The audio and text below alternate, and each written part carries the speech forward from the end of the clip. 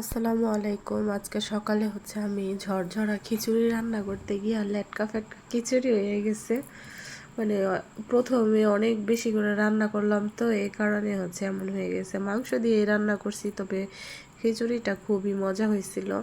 আর এখানে আমি দুপুরে রান্না করার জন্য মাছ ভাইজা নিতেছিলাম, আর ওই পাশে ভাতও বসাই দিয়েছি যেন তাড়াতাড়ি হয়ে যায়। ভাতটা আরও আগেই বসাই দিয়েছিলাম, আর মাছের সাথে হইতে হইতে ভাতটাও হয়ে যাবে। আর এখন আমি মাছ কষানোর জন্য তেল দিয়ে দিব। তেল দেওয়ার পরে পেঁয়াজ দিয়ে দিব। আসলে আজকে আমার ভয়েসটা শুনে একটু অন্যরকম লাগতে পারে। আমি একটু অসুস্থ, হঠাৎ করে আমার সর্দি ঠান্ডা লাগছে, কাশি হয়েছে, গলাও ব্যথা করতেছে, নাক তো বন্ধ হয়ে আইছে, আমি কোনো কথাই বলতে পারতেছি না। আজকে সারা দিনই অনেক খারাপ লাগছে।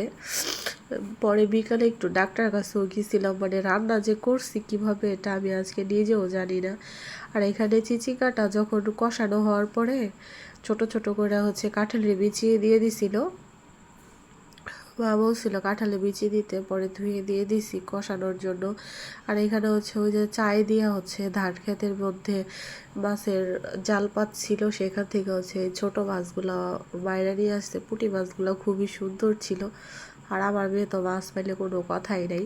আর এখানে আমি শাক রান্না করবো, আলু শাক, তারপর মিষ্টি আলু শাক আর কি, আর কমলি শাক ছিল, আর সাথে আলুও ছিল। আমি সব কিছু দিয়ে বসাই দিছি। আর এখানে আমার মাছটাও রান্না হয়ে গেছে, আর এই যে আমার শাকটাও রান্না হয়ে গেছে। শাকটাও বাগার দিয়ে নামাই দিছি। আসলে আমি না কথা বলতে পারতেছি না, কথাটা নাকে বাজতেছে। আর আমার রান্না বান্না শেষ করার পরে লাস্টে আমি খাবার খাই, টোটালি সব কাজ শেষ করে আমি নাস্তা খাইতে আসছি। প্রায় 10টা বাজে গেছে। আর খিচুড়িটা না লেটকা লেটকা হয়েছে। আমি আসলে ঝরঝরা করে রান্না করতে চাইছিলাম, কিন্তু পানি বেশি হয়ে গেছে, বুঝতে পারিনি।